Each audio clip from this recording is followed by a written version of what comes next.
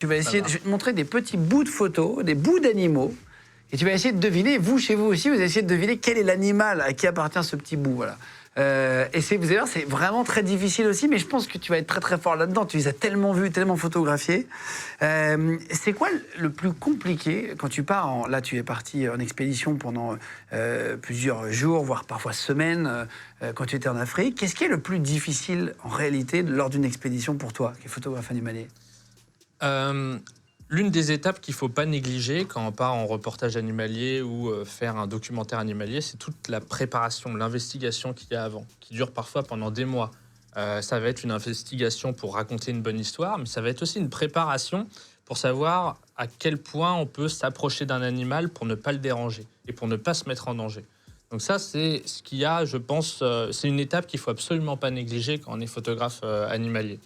Et puis après, les difficultés vont être multiples quand on est sur le terrain. Ça va être la lumière, ça va être trouver l'animal. Comme moi, je m'intéresse aux animaux en voie de disparition, par définition, en général, ils sont durs à trouver dans leur milieu naturel.